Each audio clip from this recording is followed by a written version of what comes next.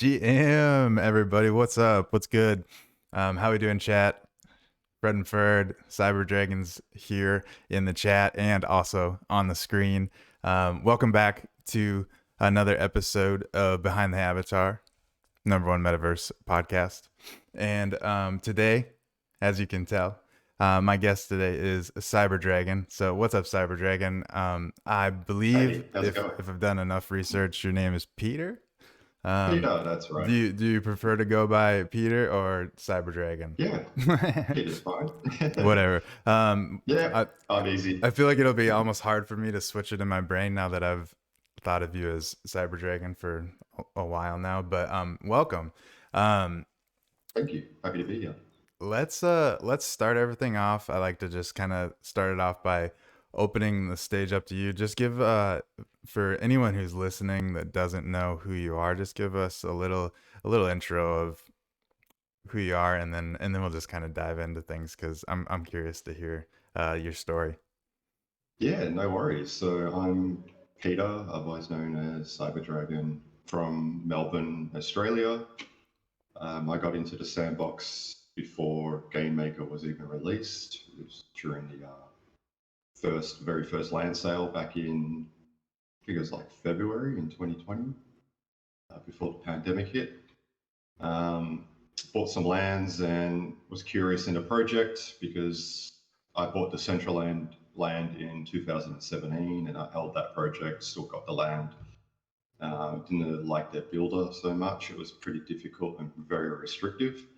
But I knew that, you know, crypto and gaming made sense. It's pretty much, why I'm here. And then when the Game Maker come out from the sandbox, I knew this was the right project. And then once I got my hands on it, I haven't really left. I've been here for like 2.5 years, nearly 3 years now, and yeah, part of the furniture.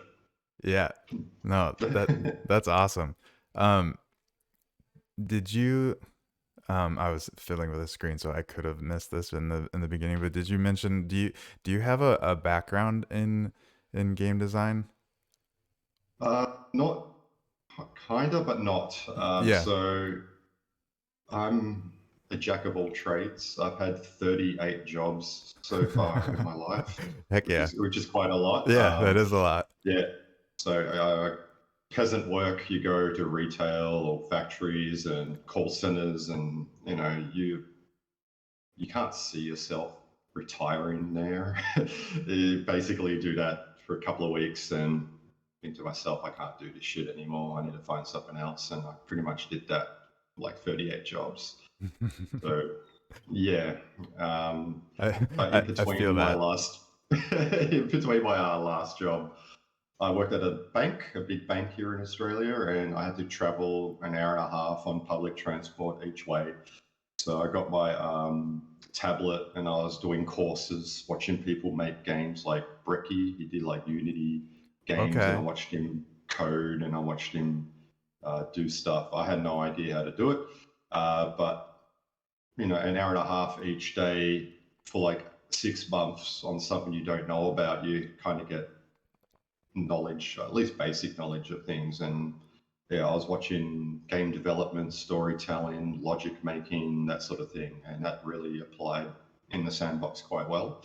Although I never did anything with that knowledge beforehand, it was Hmm. yeah, Yeah, it was more of an interest. I feel like, and maybe this is just me, but I feel like a lot of people in the audience probably may have the same experience that a lot of us have looked to content creators like yourself, and Half Dork and Panda, are a few that come to mind. And that's like where we kind of like got our first like exposure to what like game development and building and box edit and all that stuff like entails, and like and then that transitioned us into actually like diving in and trying it. At least that's my story. And Yeah, so it's kind of cool that like obviously like the people that we learn from somebody, and it's just kind of like cool to hear the where the knowledge has like spread from. So it's kind of a cool little inception almost of of knowledge sharing. Generational knowledge sharing, yes. Yeah, yeah. So how long have you been building in the game maker? I think you might have said the Uh, year, but I forget. since it came out with zero point 0.1, so it was more of an invite list back then to test the very first game maker, and um, I pretty much stayed on Discord all the time saying, pick me. And I finally got it, and yeah, I've basically been in the game maker every day, playing around with it, pulling it apart, seeing how the logic works, requesting small bug fixes and features to add them in. So I was talking with Sebastian a lot, the owner of Sandbox, Mm-hmm. and I'm like, we need this because if we add this in, you allow all these features to work. And then they add that in the next hot fix, and then I show them the features, capabilities, and it's pretty much expanded from there. But I think I've had a lot of influence in the development of Game Maker and the direction of Sandbox as well. So Heck yeah, it now, definitely seems that way.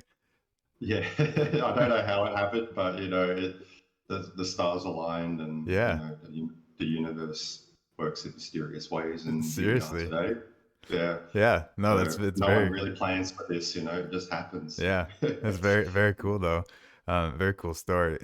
So what what is your like do you have like a role with the sandbox? Are you on like the sandbox staff or are you just kind of like advising on the side or like what's going on there? Yeah, so I started off with tech support in Discord, and anyone that had questions about Game Maker or wanted to do something, I was there every single day answering all the questions, including the weekend, and making short tutorials. And that was all not paid work, it was just for the love of it, because here I am. I made a lot of money in the rise of crypto. Mm-hmm. So I was in before the boom.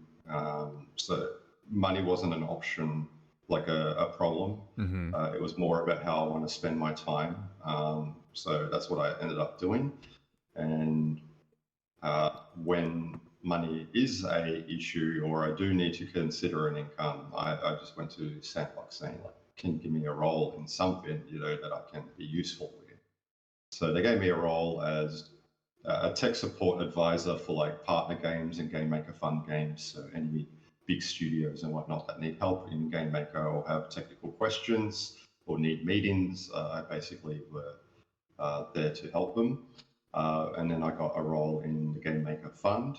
So I work in the game maker fund now. We go through the review process, basically working out which applications should get through or need adjustments or should be rejected. And then I also test those games as well. So I write reviews of where the games are broken, where they can be improved, and approve the milestones for payments, that sort of thing. And that's where I'm still at the moment. Gotcha. No, that's awesome and that's cool to hear like that they were obviously willing to like work with you and bring you on and do that for you and just kind of let you grow with the company. So I It's mean, very cool. but yeah, and I Yeah, mean, it sounds like you've given them lots of value in return. So it makes sense that they were more than willing to bring you on. Um, just real quick, I want to shout out the chat. I see you guys in here. Sparky, let's scroll back. Vox Machina, Huddle, Rufu, that's me. Sparky Snickle. Who else is here? Pickaxe Master, Game Dizzy, Mr. Furious. Shout out to everybody. Thanks for being here. We got the one and only Cyber Dragon in the house. And we're just gonna hang out and get to know him a little bit. So, oh, I almost forgot. If you guys want, I in did chat. end up publishing the social hub that I'm still working on. It's definitely not done. I feel like it's gonna change a lot over the time that I play with it because I'm just kind of molding it right now. But if you want, it's on the first page of the drafts in point 8 and so you can all join in on that social hub. Me and oh, I should change the screen so you guys can see. Me and Cyber Dragon are in there right now. Boom. Um, and I I forgot to change a setting on there, so you guys are all going to be me for this first time exploring. Um, but if you guys want to hop in, you can come find us. I do keep getting hung up, and I think it's because I have all these guys walking around, which is I feel like a no. Um, but I did it because I wanted it to look like there's people all around. Whenever I was building it by myself. um, but if you run back here, you'll find a what is this? A snow globe shop next to the nightclub. And if you come inside, it's just Oh yes, I love these snow globes. They're awesome. all kinds of really nice snow globes available for purchase. And if you Perfect. eventually, if you talk kindly to the cash register dude, he'll open the door, but you got to open the door for yourself right now. Um, so open that door, come on back here. You'll find a little secret entrance to the festival area. And Ah, very cool. we got a stage set up, and over to the left over there is where I'm gonna have different kind of like merch booths, I guess, for different people. We have Mandy Wayward is kind of setting up one right now over there. I know Outer Studios is gonna get in here. Outer Studios is the one that provided the stuff. Um, So but looks awesome. but anyways, that's just a real quick tour. But this is the stage. This is the podcast studio, and there's gonna be a bunch of me because I have a fake one of me in here too. But Everyone's got hoodies. Yay. so this is us streaming from the metaverse for the very first, well, very second time. Last episode we did it, but we did it from NFBs with K. But this is the first time in the actual studio in the metaverse, so super cool. Come join us if you guys got the game maker, and come find us. I just explained it. Hopefully, hopefully you can figure that out because haven't set any logic up to explain anything yet. Um, but anyways, back to what are you guys saying in the chat? Anything important? Probably. The camera jitters for some reason. I'm teabagging your drone.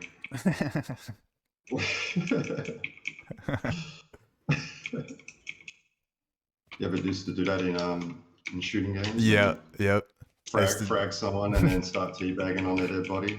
I used to do that Gotta all love, the time. gotta love it. Yeah. I played a lot of Modern Warfare Yeah, me in too. Played it college. last night actually. Yeah, Yeah, I I've thought saw a about. streamer play it, and I'm like, oh, I wonder how it is. Yeah, it's I was gonna not say, as good as the old wonder how it days. is right. I feel like it was really fun back. Hey, Mr. Furious, what's up? I feel like it was really fun back in the day, but one, how many people are playing it right now? I wonder. Is were you playing the new one or the old one? Because I know there's still people that play the old one, but I don't know how many. I think it's called Modern Warfare 2 or something. It's on the Mm-hmm. Blizzard platform. Um, yeah, it works. There's people in it. It's a bit different, but yeah, I don't know. I think I've played too many of those games back in the day. Because I played Counter Strike 1.4 in LAN centers when I was in high school, and Team Fortress and Team Fortress 2, and you get sick of it after a while. There's only so many times you can really play those games before I don't know, it's just repeating. Yeah, yeah. I I do kind of feel that way too. It it does kind of get repetitive after a while. Yeah.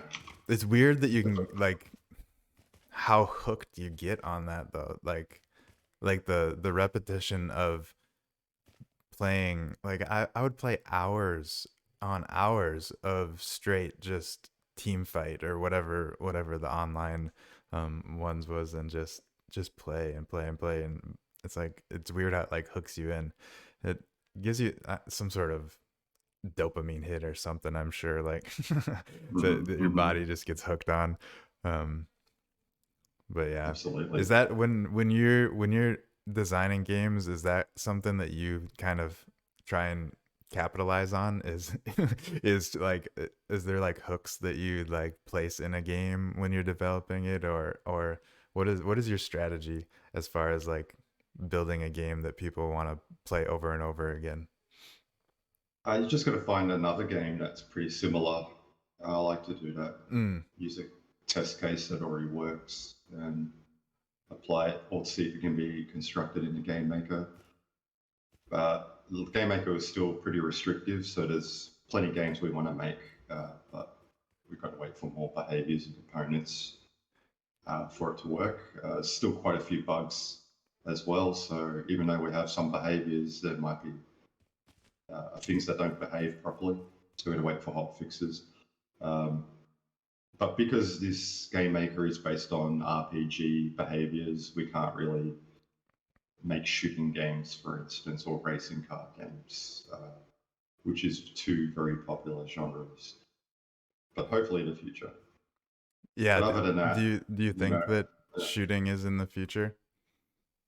it should be because they're like the most popular games, right? Like we're Right. talking about Modern Warfare, Team Fortress 2 has been going on for over a decade and it's still as popular as hell. Mm-hmm. You've got Fortnite, which is popular as ever, and all those shooting games. All of them. There's so many of them, which Yeah, is crazy to me. And Super Animal they Royale. all have big Yeah, player bases too. yeah, Rust and DayZ, more survival shooters, and that's the kind of game I want to kind of make in the sandbox. So, Mm-hmm. an old one on Steam I used to play a lot was called Nether, Nether. Okay. It was the most atmospheric, awesome game that I've ever played. And the devs completely destroyed it and then sold it, and those devs destroyed it. Uh, And I tried to buy it off them, but it wasn't for sale for some reason. And they're idiots for not selling it to me. It's a dead game that makes no money. But I just wanted the IP rights and bring it back because it was that good. But if I could actually make that in the sandbox, then that would be super cool.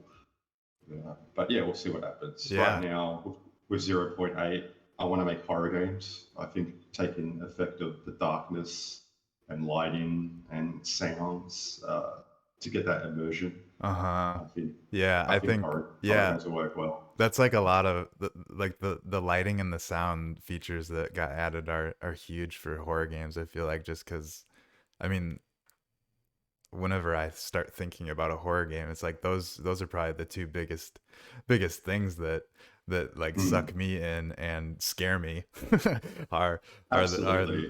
all the like even like the subtle like quiet like background sounds leading up to something that makes you jump or whatever, and then the lighting and everything, and yeah, I think that's Even when there's nothing, even the thought of something that might be there in the dark and there's mm-hmm. nothing, but you're still feeling that suspense. Yeah.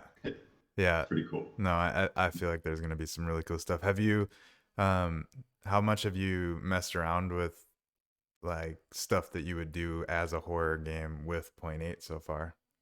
Yeah, I'm making a Backrooms. So do you know the Backrooms series? Uh-uh. No? I'm All right. not. So Backrooms is I think in 2018 or 2019, someone took a photo of this real building and it looked yellowish and empty and it kind of had a scary, eerie feel to it. And then someone made a whole game based on uh, like never-ending rooms that have walls that are wonky and don't line up, and there might be a creature roaming around, Okay. and so now it's its own game genre called Backrooms. A couple of games like The Complex kind of made it their own sort of game to it, and yeah, it's now a thing that's taken off slowly. So I'm kind of bringing that into the sandbox and creating that vibe, and then hopefully I'll have something finished. My 7-year-old son really enjoys playing those games, so he wanted me to make it in the sandbox. So we've been doing it for the last few days, making those assets, bringing the darkness in. We've got a torch now, so we can have complete darkness, have all the lights turned off, and turn on the torch, and you can only see what's in front of you, Nice. uh, which is pretty cool. And we added custom sounds locally, so we have like creatures screaming in the background, or when your torch battery runs out, you can hear a creature growl. 4 seconds later while you're stumbling in the dark, things like that. So Hmm. yeah, we're playing around with it, and I'm enjoying it. He's enjoying it. So that's pretty much what it's all about. If my son enjoys the game, I know we're on the right track, and that's what I'm kind of building for. Yeah, no, Mm. he's probably a great test subject. What Absolutely. how old is your son? He turns 8 in March. Okay, yeah, that's like His name's I feel like Harper. that's like prime like starting to really get into like wanting to play video games. Or at least if I'm thinking back to when I probably started getting into video games a lot. It's probably around that age. Yeah, 6, 7. Well, for me anyway, 6. I got the normal Nintendo, the regular one back in the day, in 1990. Yeah, I got the Yeah, original Mario and Duck Hunt. They were both on the one Duck Hunt. cartridge. Yeah, Yeah, yeah, yeah, Duck that's Hunt old. was big. I Yeah. was I was born in 90, but I grew up playing all like from the ground up Nintendo on, and Duck Hunt was huge. I don't remember um then That was about 1990 when it came when out, it came that out. It was game. the 90. Yeah, roughly, yeah. Yeah, I would just remember what there was also, oh, my neighbor had uh what was there was like a Sega version of whatever that one was that had Sonic on it. And Yep. I just remember playing Sonic for so long with him in his basement. Yeah, I got the Sega as well with Sonic, and I think the Sega had a built-in game called Alex the Kid, and you were able to play a whole game without needing to buy a cartridge back in the day. But yeah, that's an old school game. That sounds old school. Um Yeah, I Dreamcast. Dreamcast. What did I play on uh, Dreamcast? I played that crazy taxi game, I remember. that was awesome. Yeah, Yeah. that was really cool. I Yeah, played that in an arcade the other day. They had an arcade version of it. they made a better version these days. The original GTA on computer, it Mm. was like a bird's It eye was like, view only. yeah, Yeah, like yeah, yeah. above. And your save point was like a church where it says Jesus saves, and yeah, you had to get like reputation with different groups, and yeah, that was awesome. GTA's come a long way now Yeah, since the first version. it has Yeah. come a long way. That's kind of Mm. crazy to think about now. I haven't even touched a GTA in a long time, but I've seen enough footage of it. It's it's Thinking about it, I played definitely. hundreds of games throughout time. Like you don't think about it, but yeah, Uh-huh. Yeah. Like there's just just so thinking many about this, games. like that's a lot of games Yeah. we've already listed off, and there's plenty more Yeah. out there. One game that I was hooked on in college, me and a couple of buddies, well, two games in college that got hooked on. One, we were hooked on messing around in Minecraft. We did Yeah. a lot of Me too. Minecraft building. And then the other game was Skyrim, Yeah. Elder Scrolls series, Skyrim, and like Morrowind. we Yeah. put so many hours into those games, and but it was so much fun, and I I feel like in the sandbox there there's probably going to be a cool way to do like big open world like multiplayer areas that people can kind of do, kind of like a Skyrim-y like open world style game, or I guess that's even like Grand Theft Auto's open world, like just an open Mm. world style game. I'm not very smart with the logic and and what logic can be used and what can't be used with multiplayer stuff, but so I know, and we're probably like a little ways away from that being like a full reality, but it does seem Mm. like we're moving in that direction. Is that something you would agree with? It's definitely coming together. There is this is like the first version of it. There's a lot of things we can't do, like add health components, so we can't kill things, we can't do anything yet in the multiplayer together, like fight a boss, Mm-hmm. that's that sort of thing. It's very difficult to have NPCs walk specific I've paths. noticed that So on yes, this. so I'm making a tower defense game where you walk a squiggly path, and it's hell. It really is hell to try to make, and it crashes. after the third mob comes out because of the complexity of putting parented platforms on parented platforms to get them to walk that path. And Mm-hmm. so we're still missing quite a few features for better storytelling for multiplayer, but it looks like the devs are working on it. I think the main objective for them is to create a live Snoop Dogg event, like music and concerts for everyone to join that's synchronized. I think that's the first goal of the sandbox. Yeah, that So would once that's achieved and working smoothly, then they'll probably add all the things that we want for our games. But yeah, it's that's what it looks like that's cool happening. to that's cool to know. I've kind of gotten that vibe too that it seems like everything that's rolling out is geared towards making a really cool concert experience Yeah, for Snoop, which is awesome. yeah. I mean, I think if that's done really well, um, it could definitely give the metaverse as a whole like some good exposure of just like what a online metaverse experience like could be, um and what and hopefully open people's eyes to stuff that will be happening in the future. So A lot of sandbox partners are like musicians and Warner Brothers music and all that stuff. So if they get that feature sorted, they've appeased most of the partners. So it makes sense there too. yeah, yeah, hopefully hopefully after that then they can switch focus to allowing people to build really cool games.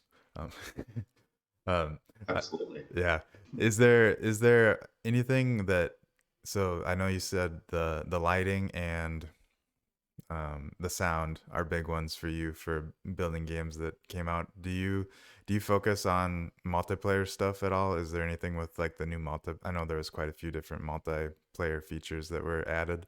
Is there anything big that stood out to you that got added that you think is noteworthy, or is it all? Uh, Most of it's really cool. I'm watching Half Dork stream. He's going through all the nitty gritties of what works, what doesn't, what's crashing like, in the multiplayer games. I haven't really made anything for the focus of multiplayer. As soon as 0.8 come out, I had a couple of days to play with it, and then my partner got sick, and then I got sick, and we've just been at home for the last week, just going. So I haven't really tested much. So me and my son, while we're surviving, we're trying to build a backrooms game together, making assets. We're pretty much focusing still on the Just single player on that? experience. Yeah. Yeah, everyone else will be focusing on multiplayer and working out the bugs and what works and what doesn't. So I'm kind of just taking a step back on testing a lot and just making something with the zero point 0.8 this time around. I like I've got to that. make some tutorials, but I don't know. I think the community is that big and involved now that I don't have to put all the hard yards in like I used to. Yeah. And it's great to just chill, watch other people stream and do it. And It's I probably love it. I was I gonna love it say a lot. it's Yeah. probably kind of awesome from your standpoint that now Mm. you aren't one of the only ones that's putting out stuff for people to learn and figure out and break, and It's now great. there's, I love it. Yeah. yeah, yeah, Yeah. no, that's awesome. um how And yeah, smart people now really getting on top of it all. And Totally. I the yeah, yeah, every day I come across something that somebody's like pointing out or talking about, and I'm just like, and then I look into like who they are. And I'm like, just like, there's so many cool people just building here, which is why I'm so excited about doing this everyone's show. And buzzing now. yeah, The zero point 0.8, everyone's like, yeah, we got a new tool, and everyone's streaming, and it's great to see everyone buzzed about it again. yeah, It's yeah, it's it's been boring for the last year. Everything's been done, and you know, yeah. there's no new features. And Yeah, it's kind of, like, yeah, it yeah, revitalized the space a little bit. At least it our has. little corner of the It's ethers. awesome to see. Yeah, 100%. Yeah.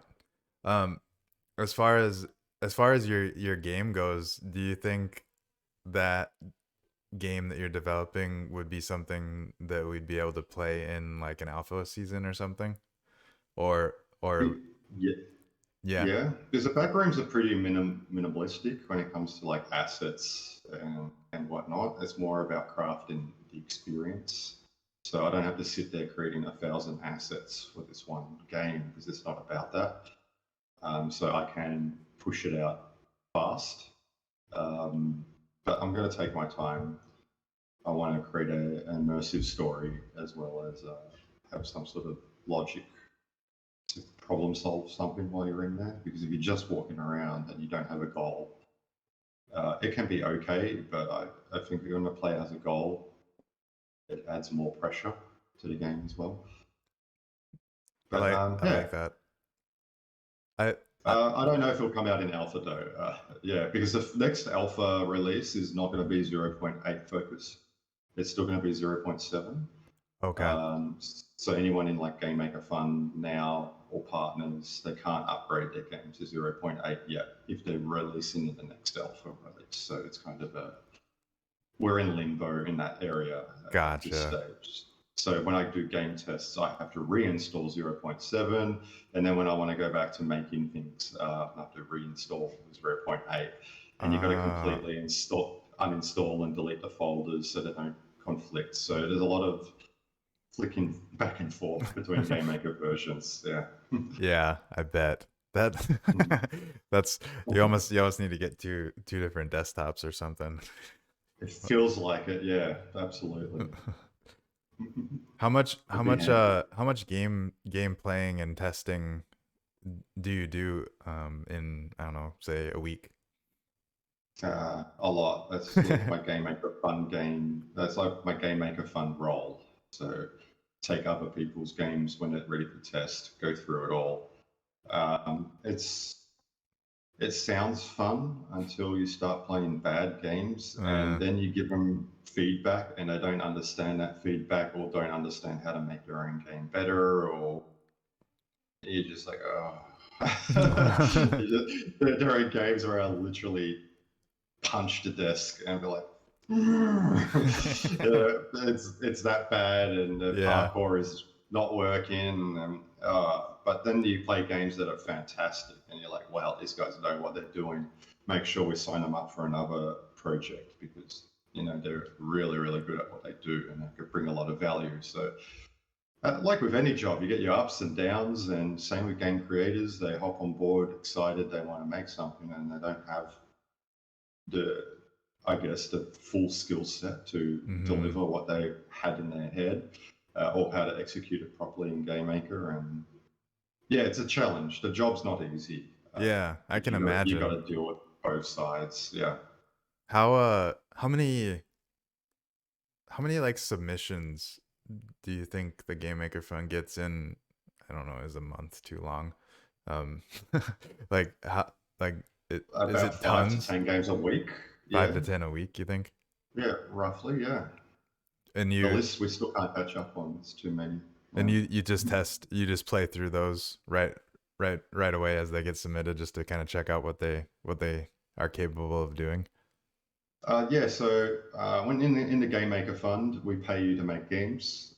They are money that's released in milestone payments. So when you achieve a milestone, you give it to us to test, and we approve that milestone or say, no, it's not ready yet, you need to fix these up. So each time the game needs to be tested, it's because they're seeking payment for the next milestone. So Okay, that's so you're like testing each, and saying, Yes, you yeah, accomplished your yeah. milestone," or "No, you didn't. Keep working." Exactly, exactly. Okay. And I approve it to say, yeah, it's good enough. Go ahead. Or no, you need to fix these things up first. And generally, each game has 4 milestones, so you'll be testing the same game more than 4 times because when you reject it, then you need to play it again when they fix things up. So Hmm. yeah, it's one of So those things. there's plenty of games to be played. Is there a backlog for you, or do you Yeah, keep? there is. Yeah, Yeah, you don't keep yeah, caught up. I was gonna say yeah. it seems like there would, especially like as because how many games are like in circulation probably that are still like trying to like revise and submit, and I'm sure I'm sure you're just flooded with them sometimes because who knows what. Absolutely. And it's not only that, you've got to answer Discord tickets, you've got to help the community that talk to me, in direct messages for their games that aren't in the Game Maker Fund that still want help. Hmm. that sort of thing. So it's consistently helping, not just in Game Maker Fun, but in messaging one-on-ones and Yeah, yeah, that sort of thing. yeah. Yeah. I got my own Game Maker Fun game as well. I even signed up for it before I worked for them, and I haven't been able to do any of that because I've been too busy. So I've got my own project that's just on the back burner, and I was waiting for zero point 0.8, and I got 0.8, which is great. It fixed a lot of things, but then they removed the damage and healing messages, which was a vital thing for my. Oh, I'm making like a Pokemon game where you're doing turn-based battles. okay. And it works really well. But one thing I needed was animated decoration where I had multiple animations. So when I go from like idle stance to attacking to like defending, I had to kill that asset, bring out a copy that had a different animation by Uh, default. And you can kind of see the choppiness and cut. It was choppy, but this new zero point 0.8 fixed it, and it's really smooth. It's seamless. But then they removed a vital, a vital message that I needed for the battle to happen. So now again, I'm stuck waiting for the next hotfix to. dang it. Yeah, Well, yeah, at least you're in a position to highly recommend that they get that feature added back in. absolutely. Yeah, it's needed. There's a Yeah. lot of games to use it. So Yeah, yeah, yeah, that's a bummer though that they basically made it so that you could be done with it, but then they took it away, something else away. yeah. So now it's not. It always happens. It always happens. Here's two steps forward, but one step back. Yeah. And I'm kind of used to that. I guess you've been doing it long enough that you've Yeah, probably gotten pretty used to it. common pattern. Yeah, exactly. Yeah. Pickaxe Master says revise is a thing. And what's up, Shakespeare? I've heard that brought up from multiple different people that I've talked to that have gone through the Game Maker Fund. This Mm. revisions. But I Yeah, mean, makes sense. Like you want the games that you guys are paying for to be made right and good, and you gotta, there has to be some sort of standard that you hold it to, otherwise it's too hard to, for the amount of games that are coming through, for you guys to be able to filter through and decide which ones, like, you just have to hold them to the whatever standard. exactly. And the games that we've already approved and are being created, we can't have double ups as well. So people submit an idea that's already been taken or too similar to something else. So yeah, there's a lot of filtering and revising needed to make sure the game's unique and the vision is clear. Yeah. We've had a lot of applications at the early days that have been approved and there was no clear vision and they weren't able to complete what they were trying to sell us, I Uh-huh. guess. So yeah, a lot that of process changes to make sure everything's smoother, that works that better.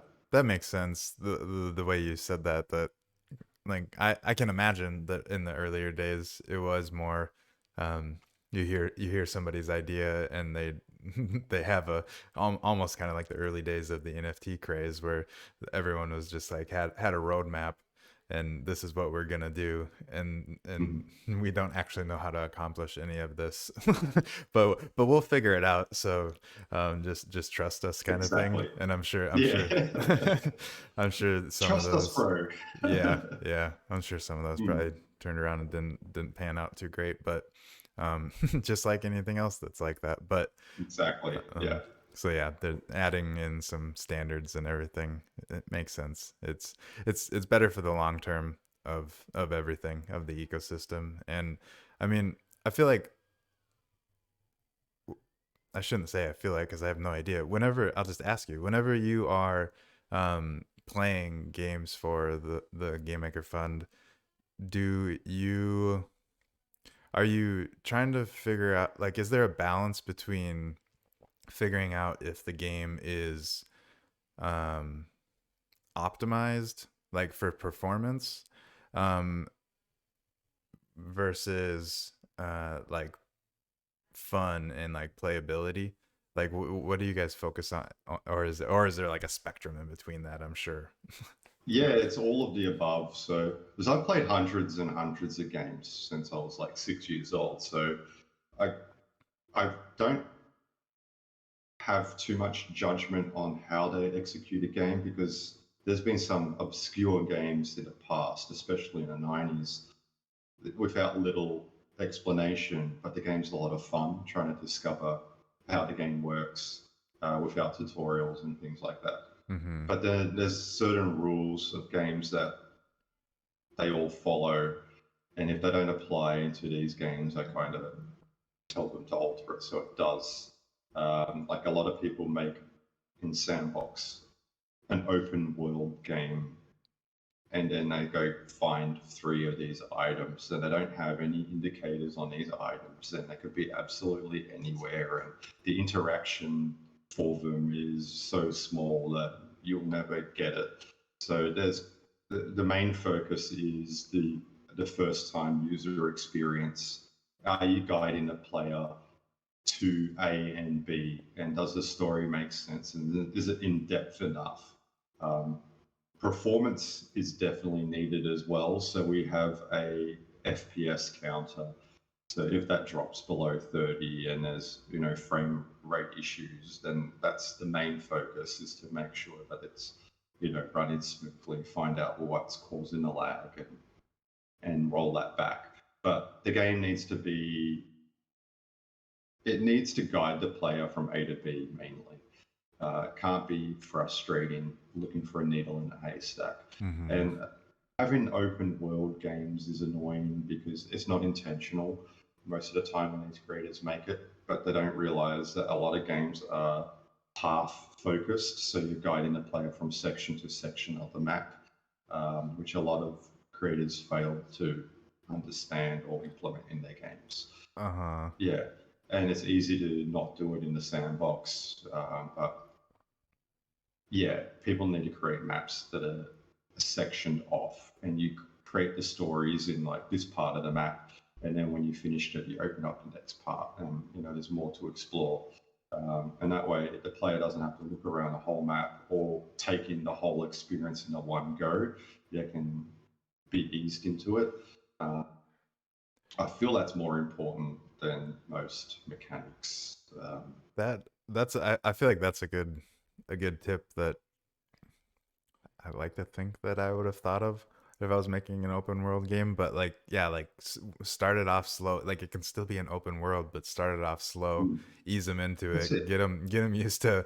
Because like I'm just like trying to think back to some like open world games that I played, and like I don't actually really remember the beginnings of a lot of them, but I feel like most of them they're like that. They guide you through a few like couple really simple quests to kind of get you familiar with the I don't know, the buttons that you're going to need to use and everything, and then after that then they kind of send you out a little ways away from where you started, but then you end up coming back, and then they send you a little bit further, and but you come back, Yeah, and then like eventually World of you're Warcraft. free to go. And Exactly. yeah, Yeah. yeah, The so World of Warcraft does that really well, So uh-huh. they've got your starting area, and you got your quests and boars and mines that you go and explore right nearby, and then they send you off to the next town. And you can't skip to the next town without being killed easily. We can't really kind of do that in Sandbox too well, but yeah, same concept. Yeah, yeah. No, that's cool. I saw Pickaxe Master just asked a question in the chat, and he said, is it possible to have an audience question list for the end?" We can, but if I catch them, I also have a tweet up that somebody have asked some questions that I'll read later on too. All right. We can take this one because I feel like it's very similar to what we're just kind of vibing about. So he wants to know, what would be your advice for player retention in sandbox games? Uh, okay. Put you on the spot. Yeah, that's a tricky one. Personally, I don't play too many games. It's hard to retain me as a player, uh, personally. And sandbox experiences is one of those ones that there aren't games that will retain me at this stage. Um, the only thing that will probably work right now is community hubs, where communities hang together and socialize and just do stuff together. But in terms of gameplay, I like arcade games, so anything that like Havoc Studios made with the like Music Mayhem and uh, High Seas with the pirate ship attacking with score accumulation Hmm. is probably great. Um, but yeah, you have to make the game fun, and if the game is fun, then people will come and play naturally. But if it's just a hack and slash, pick up this quest, go talk to this NPC, you're not going to get a player play it more than once because there's nothing to discover. There's no replayability. Replayability is a score factor in the Game Maker Fund applications and reviews that I do. Like, is there something else to do when you come back to this game? Did you miss any quests? Is there side quests? That sort of thing. But it's a tough one, Pickaxe Master, because to have deep mechanics right now crashes the game maker, lags the game maker, so it's hard to make it in depth game that will have a lot of playability, to be honest. Yeah, I feel like that is a very tough question to answer, but I think you did a great job. And I feel like I was trying. You said something, and now it kind of slipped my mind, but um, don't know if I'll remember it. But it might come back to me. But player retention, I feel like is one of those things that I'm also guilty of. Like you're saying, you don't play very many games, like a lot, and Mm. I don't either. Like there's very few, actually none right now. Um, that are the games that are in my life that I like go back and play a lot of. The only one that like kind of still I go back to every once in a while, so I guess I'm kind of on a retention loop, but it's like a 6 month retention loop, and then I'll play it for like 3 days, and then I'll be done with it. Is League of Legends. I don't know what it is about Uh, League of Legends, but it always well, it yeah. always, it always brings me back, and I'll I play was a it for a little Dota bit. 2 fan. Same genre, Dota 2. Oh yeah, yeah. Yeah, I had to stop playing because I was doing 200 clicks a minute on the mouse, and I was getting RSI in my wrist. And I'm one of those players, so yeah, I I played was that for a couple of years. gonna say that's a lot of clicking. Yeah, it is. Retention, I play chess, so simplechess.com. Mm. It's the best PvP game. It's the most balanced and fair. And it's the oldest game ever. So even before computers were around, chess was around for like 1,000 plus years, and it's still a solid game. Yeah, that's crazy to think about actually. Yeah, it's Yeah, it it's is. been a great game for a long time, It still is, man. It still is. and it's still People very that actually popular. get into it, you actually get into it because you got openings and strategies and certain techniques that you can do that if other players don't, you have an advantage over them. So once you really study chess and the depth of it, it's insane how good of a game it is, and Yeah, it's very underrated still today, in my opinion, with the younger generation. that's interesting that you say that. I am not like very deep into chess. Like I just like know the rules, the basic rules. And I feel like I kind of knew like a strategy at one point, but like I know like as you're saying that, I know I've heard other people say the same thing that like it's crazy how good of a game it actually is once you like figure out all of the higher level um stuff that It people. is. It's crazy, man. It Yeah. really is crazy. Yeah. Hearthstone is another one I play a lot. It's kept my retention. I just think the daily quests and the game modes Hearthstone has developed is quite good. So Daily yeah, daily quests I feel like are smart. yeah, they Uh, are. As I'm doing it, I'm like, oh my god, this actually works. Like because there's a lot of games that where I'm like, this daily quest doesn't retain me or interest me. But I didn't think any game did that for me, but Hearthstone has actually worked. Um, Another game I play is Noita. It's not that well known. Noita is a uh-uh. procedural pixel generation wizard kind of combat game. I can't really explain it, Uh, but that it's sounds interesting already. It's like a 2D scroller, and it has no tutorial, like no explanation. It's one of those self-discovery games, and you die a lot and start again a lot. So it's one of those one life kind Mm, of games, and mm-hmm. so good. Enter the Gungeon is pretty similar in that sort of regard. So have you ever played that one? I Enter don't the Gungeon? I don't think I've played No. that one either. Another one. It's a procedural dungeon room. So every time you play, it's different. So it's never the same. That's And it's cool. against one life, and the battle systems are really fun. Yeah, Nice, nice. Looks like Little Legion um knows Enter the Gungeon. Um yeah. and we That's a also it's a sick game. Yeah. yeah, maybe I'll have to check it out. Play we got a something about player retention that I'm just gonna read out loud. Hopefully it makes sense. Yeah, go for it. Player retention will improve a lot when the game will be able to remember the progress of players in experiences. This is a very important step. Do you know when this could happen? Good question. So that's already been discussed in meetings and planned for like 6 months plus now. So it is definitely in progress. I created a tutorial back in the day called save points. So you're able to put in, like, talk to an NPC and give them like an 8-digit code or something like that. And then it will teleport you to a destination of the map if it was a very long experience. And Mm, Sandbox are implementing that as a permanent feature. So even for multiplayer, you can have save points so you can come back to that experience and play it later from where you left off. That is definitely in the works.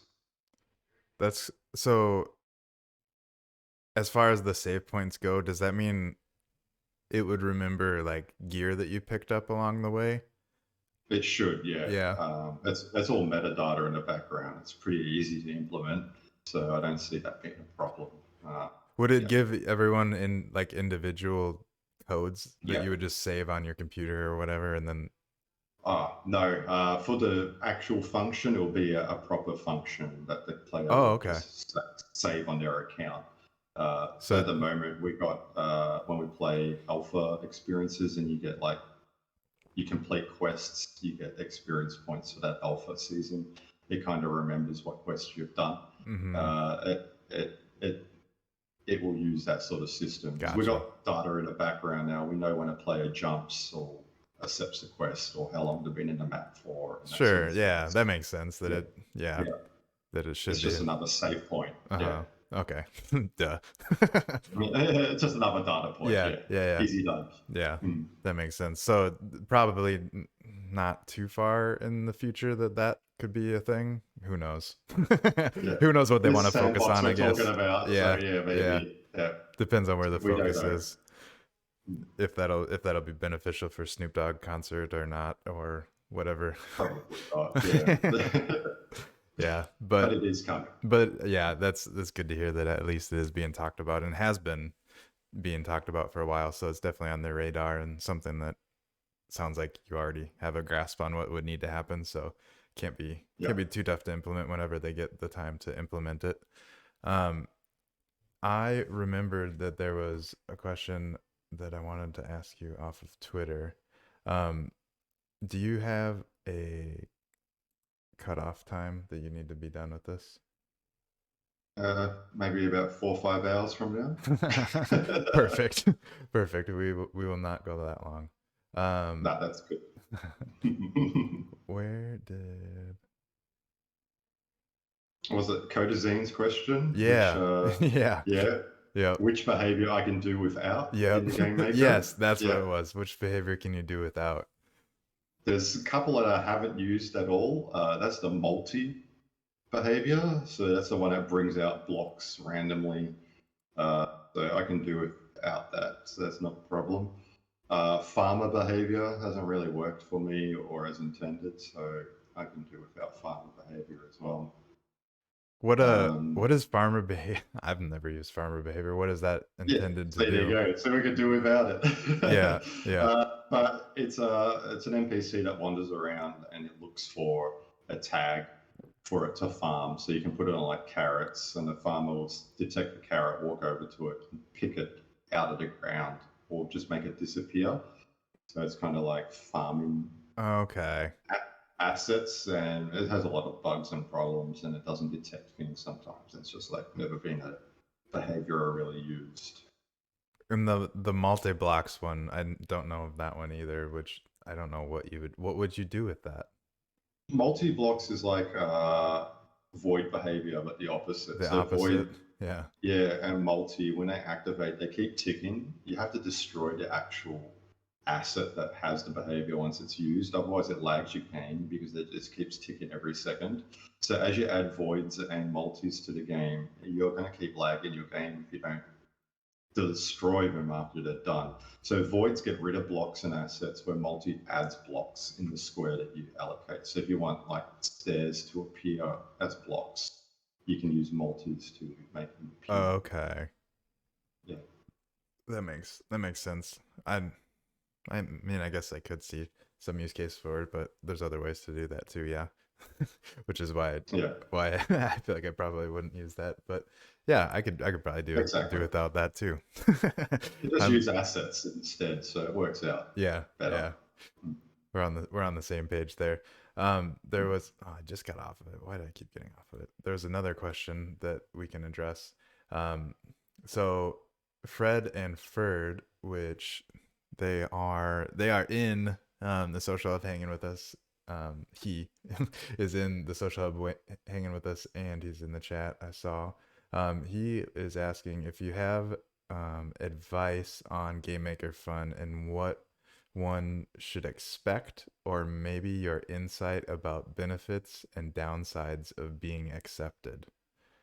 Um, Yeah, yeah. so yeah, definitely can go through that process. We're looking for original games that use mechanics we haven't seen or got other projects.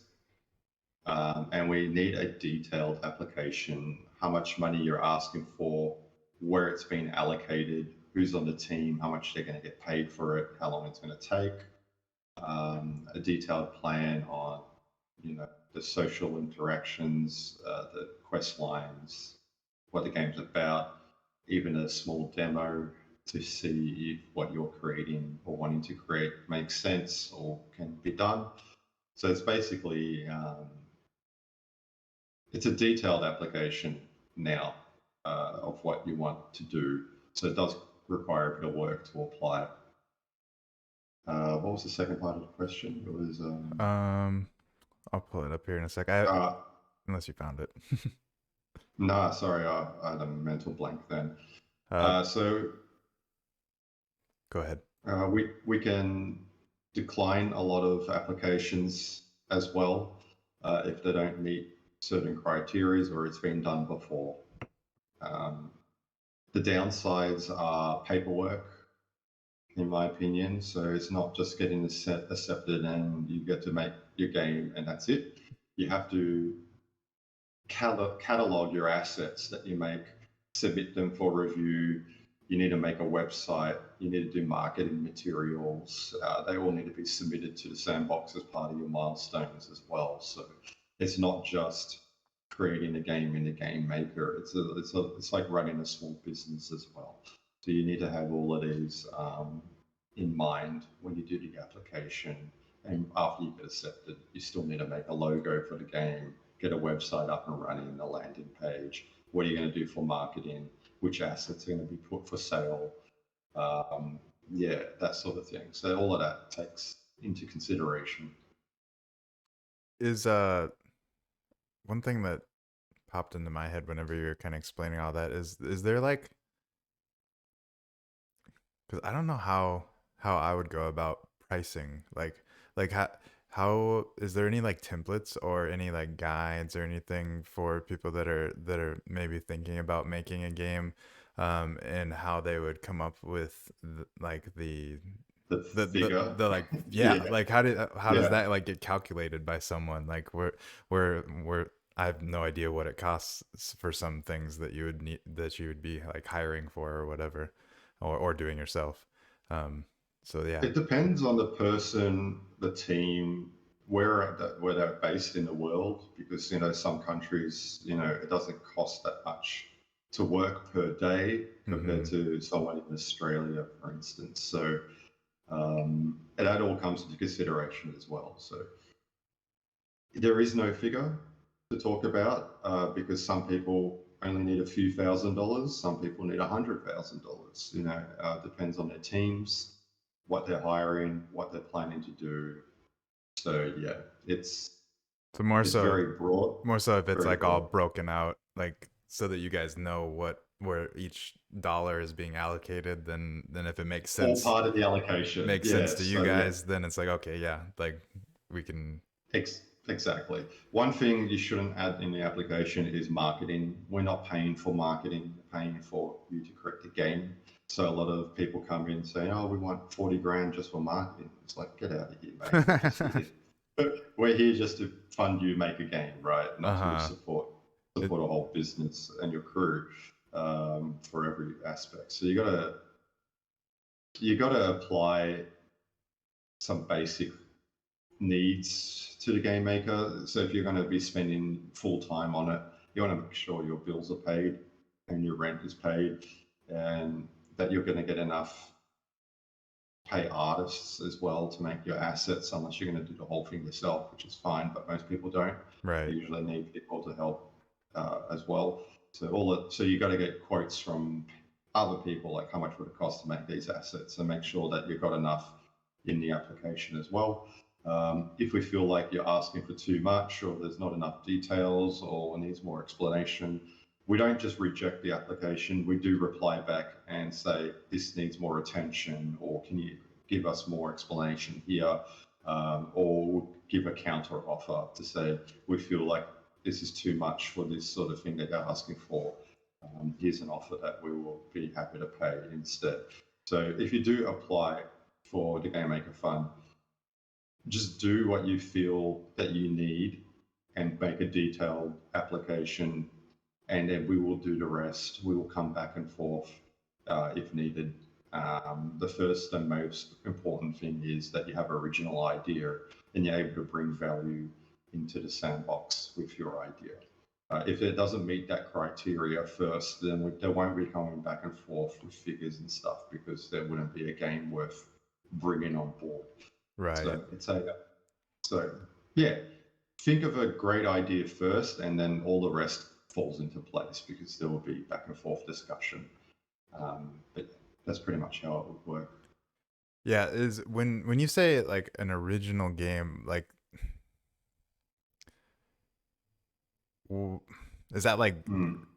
I don't even know how to ask the question, but I'm curious like what I guess just what comes to mind when you say like think of an original game like oh yeah.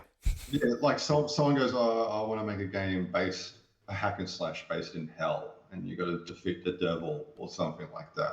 There's already like two or three games, and it's a very common theme. Uh-huh. And if another one comes on board, we're like, "No, we've got too many hell-based games where interacting with the devil and shit like that." So we're like, we don't need that idea anymore. So you have to think of something else.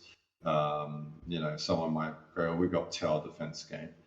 We just had a tower defense game jam. So Mhm. applying for a tower defense game is not going to get you anywhere because it's already been done. And we don't want any more. We want something that showcases the game maker in different ways. So when we bring games into Game Maker Fun and they get completed, when people see it, it's more of a look what can be done in the Game Maker. Uh-huh. That's what we're after. If we have like 12 of the similar games, it's not really showing off what the game maker's capabilities are. It's just pigeonhole in the one category. And we Right. kind of don't want that. Yeah, no, that makes sense, and that's like, I mean, you guys are paying for it as a business, Exactly. so Yeah. like, you want to Yeah. be able to show all these different ways that it can be done, not just the same thing over and over again, and you're only hitting a little bit of the niche that you could be hitting. Um, Exactly. yeah, that So makes if you invent sense. a new technique or a new logic or a new mechanic that no one's done before, and you can apply it well into a full game, that's pretty much a guarantee into the Game Maker Fund. It will just be a discussion of how much and how long it will take to create. But yeah, that's the trick. Yeah, is originality as far as like gaming goes, like is there anything uh, like on your mind that if you had all the time in the world that you would build a type of game? Like do you have those thoughts in your head? Definitely. Yeah. I'm After trying to I would make the imagine game. after playing so many games you probably could come up with great ideas that these people could roll with. I'm trying to make a Pokemon game, and I wanted to make it deep. And I've got all these mechanics already built in that, just waiting for the right features to be all there at the same time, so Right. it runs well. But you can pick one of three different creatures at the start, like Pokemon. You get to pick Yeah. from one of three, and that's the one that you stick with. Each battle has experience points, and you fill it up in using the quest in the bar, so you can see how much experience points you need to the next level. When you reach the next level, your Pokemon, or I'm going to call it a monster in this case, increases in level. It has more attack damage and more health, and you can unlock spells and abilities as well. So I've got talent points. So each time you level up, you get a talent point. You can apply it to increase its health, increase its damage, that sort of thing, or Mhm. have faster attacks. And that all works, which is awesome. And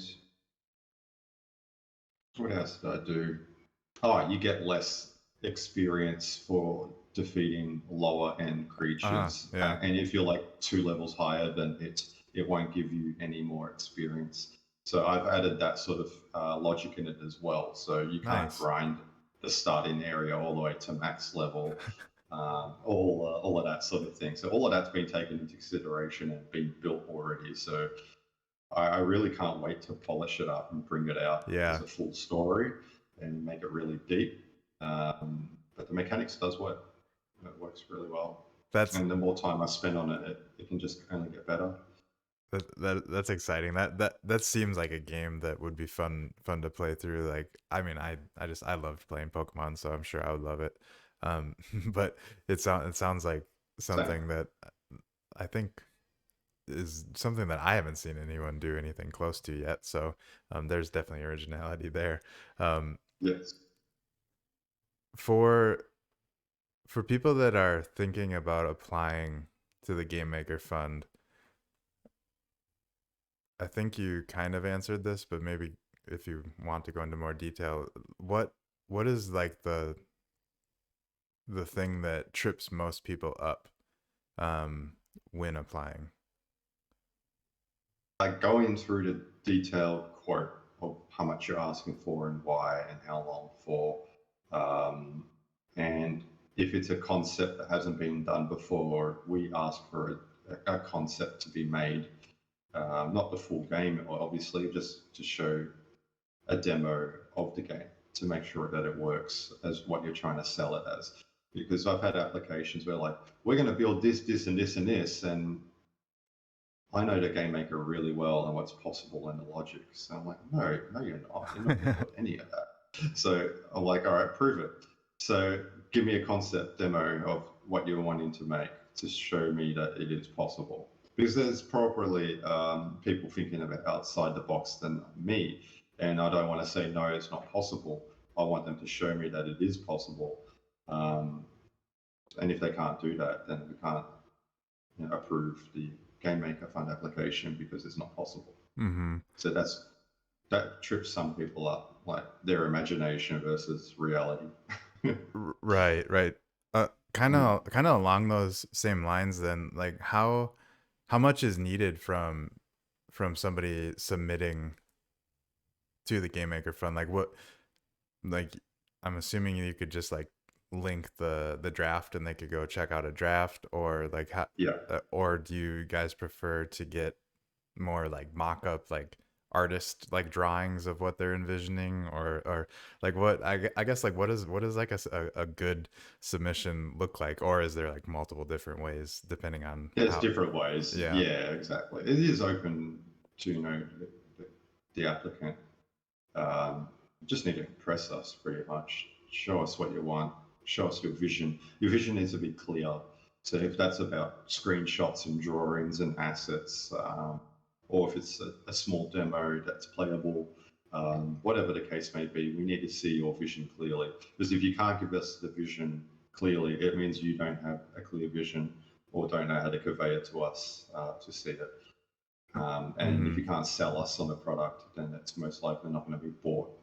So we need to, you need to sell your product. Makes That's how sense. it always works. Yeah. Yeah. And Mm. there's not just one way that No, you do that, no. but if you if you It's if open to you creativity. yeah, yeah, Yeah, if you know what you're selling and you think it's going to be great, you'll figure out a way to present it so that other people can understand and exactly. buy into it as well. And it all starts with you guys if you're applying to the Game Maker Fund. Um, Exactly. yeah, Yeah. yeah. Mm. Um, people are. I saw one other question, but I think I missed it. But that's all right. Um, if you guys do have any other questions or I missed your question, don't be shy. You can drop it again in the chat. Um, as far as game maker, I mean, we're kind of going down a game maker fund hole, but it seems like That's people, fine. yeah, That's yeah. fine. I mean, That's my that's job, kind of so that's your world okay. right now. Yeah. Yeah, pretty So much. like once somebody gets accepted into the game maker fund, what can they expect after that process is done and they're accepted? Woohoo! You Mm. hurdled that big hurdle. It seems like for some people, and I mean it's an awesome accomplishment. So then what's next for somebody that is accepted? Typically, it's making sure you got a business account, like create up a business account. So in my country, it's got an ABN, where you can get Australian business number, and Okay, you've registered a business name. or a Um, LLC in the United yeah, States, or exactly, yeah, stuff like that, yeah, right? yep. And you have to sign a contract, obviously, outlining your obligations and when you'll be paid and the dates they should be met. And then we give you an email stating, here's a link to your Google spreadsheet, and you'll need to fill out these details as you go along. So as you make assets, you put a screenshot of the asset in the spreadsheet, fill out the details to the link to the dashboard. So when they get reviewed, it's all there. It's all on the Google hard drive that we allocate to you as well. So it's just a matter of organizing, pretty much. Mm-hmm. So once you have all of the contracts signed and you know what you need to do, then you just start making. Some people apply for each milestone as they do it. Some people apply once they finish the whole game just to get the whole lot at the one go or the majority of it. So it all depends on your personal circumstances on what you do and how you do that. Um, yeah, the whole idea is to make games and to get that end result for us. So Right. everything else can be done afterwards. So if your game's complete, your assets are approved, and you're all good to go, then it's all about catching up on your logo, your marketing materials, filling out these spreadsheets and forms, and then once all that is done and it's all approved, you get your final payment and your final milestone, and that's it. Then we work out what assets you want to sell on the marketplace if you do want to do an NFT drop, or if you want to be released in the alpha version coming up with the sandbox, that needs a whole process as well. Mm-hmm. Uh, and yeah, it's usually back and forth with your account manager. So you get an account manager, there's quite a few of them in the Game Maker Fund, and that's your point of contact. And you can ask questions back and forth as you need to with your account manager. Gotcha. That's, I mean, that's cool just to kind of hear like how it would flow. Um, Mm. does everyone who is accepted into the Game Maker Fund and finally gets the game all the way built out, like is that like always an option for people to have their games in the alpha and they can choose yes or no, or is it more of a sandbox comes to you and says, hey, we want this game that you're building in the alpha, do you want it in there? Or how does Yeah, that, yeah, that's pretty much how it works. There's a yeah. certain amount of slots that can. There's there's not unlimited space for the alpha, so we extend invites to the ones that are more appealing and well built to see if they want to be put into the alpha, and if they do, it goes through a QA test So Sandbox have a whole team of devs that have, testing and processes for getting into the alpha, and they have to meet those criterias. And if it's all good and it passes, then it will be launched. Otherwise, you'll need to go back and fix it, or just not get in at all. Yeah. Mm-hmm. Does is there anything like being in the alpha that like do the games get an extra like bonus or anything for being in the alpha, or is that just like more so It's like just an bragging awesome like rights. publicity and yeah, bragging Yeah, rights and everything? Yeah, yeah, pretty much. yeah. Yeah, you don't get anything extra except exposure. I mean, that's a Yeah, great way to get exposure for sure. Um, 100%. it's probably the best way, especially if you're doing something with the sandbox. Um, Agreed. as far as I think I only have one more question for the Game Maker Fund, but as far as the Game Maker Fund goes, what's an average length of time for somebody to work through their submission, or do some people come with games like completely finished and they're just like, hey, I built this game and I think it costs this much. Do you want to buy it so that you can That's use it? that's very rare now these days. We Okay, usually decline those applications, because the whole idea of the Game Maker Fund is to give you money so you're able to build this game. If you already built the game, it's harder to get the application put through, because we don't see the point of funding something that was already built, because you did it anyway. Um, it's a tough one, and that one's a case by case scenario. But we're trying to fund people that want to build something from scratch and need the funding to get it done. Someone that's already done it in their spare time has obviously done it out of passion and has the time to do it. It's a grey area. It's kind of a mm-hmm. hard one, and it's harder to get into the Game Maker Fund now. So the way we see it, the game's already built. We don't need to fund it, and if Yeah, we don't fund it, you're going to release it anyway, right? So it yeah. doesn't matter. Yeah. So it's a business perspective. It's a bit harsher these days, but it is what it is. I mean, it makes sense. Like Yeah, maybe you're, business sense. Yeah, yeah, yeah, yeah, for yeah. for sure. Is because I mean, it's almost kind of weird because like what would the sandbox really be other than I guess then they could help publicize it a little bit or whatever, but what else would they benefit from buying a game that's already been built? Like Mm. I mean, Yeah, that's a great area. It's yeah, tough. yeah, that I does. mean, there may have been a massive studio that have done it, and there will be like a community of 150,000 people Sure. that follow them. Then there's a benefit for Right. us, to be like, so it is a case by case scenario. But most peasants like us, we don't really, we Y- don't have that, yeah, that following. So that yeah, yeah, that makes sense. Um Little Legion in the chat brought up something that I just want to address because I think you kind of answered it, but I don't know if this is yeah, before or after you brought it up. So we can apply a few rounds like game part one, then game part two, then game part three. Does that make yes, sense? Yes. yes.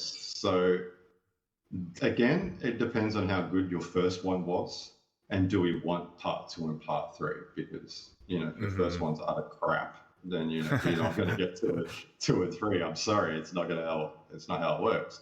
But then there's a lot of game maker devs that have created a game, and it's just blown me away. I'm like, dude, you're going to have to apply for another one. Just give us another idea, because what you can do is worth it. So Yeah. it is more invitational to go for two and three games in the Game Maker Fund. Um, yeah, it has to go through the board. If you have part two and part three as part of the application, it will need to be in one application. So you can have three levels in the one application and put a cost in it. But we generally strip it back and say, look, we don't know what you're capable of, what your quality is going to be. So give us an application for the first one. Mm. We'll give you the payment for the first one. And if it's any good, then we can renegotiate for two and three. But if it's just going to be an ordinary experience, which there have been many of those, then we don't invite 2 and 3. Because most people want to make a hack and slash game where you just talk to this NPC, go and kill this mob over here, bring an item back over there, whoop-de-doo.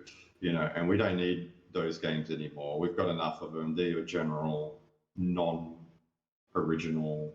Yeah. games. Yeah. We don't.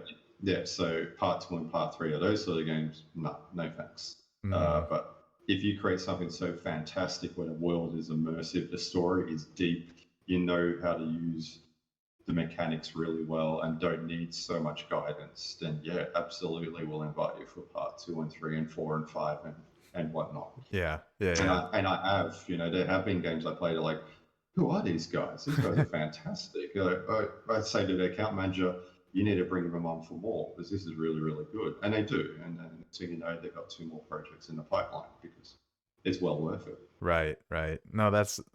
I mean, everything that you've said about the game maker fund like makes sense. Like it makes sense that it makes sense because it is It's a logical. big business. Like they Yeah. definitely know what they're doing to I was gonna say some extent, but I think they know what they're doing to more than some extent. Um, Obviously there's hiccups with any growing business, but um, Yeah. it's just it is what it is. It's the nature of the beast, especially when you grow as fast as the sandbox did. I can't even like wrap my head around having a funding round the size that they've pulled in. It's just like, where does all that money go? But Yeah. I know it goes places. That's for Millions. sure. Yeah, It absolutely. takes a lot to keep something running like this. Um, has Does. As far as your experience with working with the sandbox, like what has been maybe like your favorite thing that you've done along the way? Um, I enjoy inspiring people in the community. All the creators now, and the people we see streaming, they all learned from me at the beginning, and Mm-hmm. got inspired, and that's really really cool. When I do a few things on stream, I notice other streamers adopting the same sort of thing, and have taken my ideas and made it better. So I've basically, like I said, I'm the jack of all trades. I'll give you the basic tools and ideas, and then someone takes that idea and expands on it and makes it really good.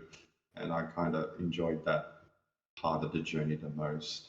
I think I had more fun and inspiration at the very beginning, the first couple of years, discovering all the tools and the possibilities and then making the tutorials and giving it out and helping people in Discord, making sure their questions are answered and they know how to do things.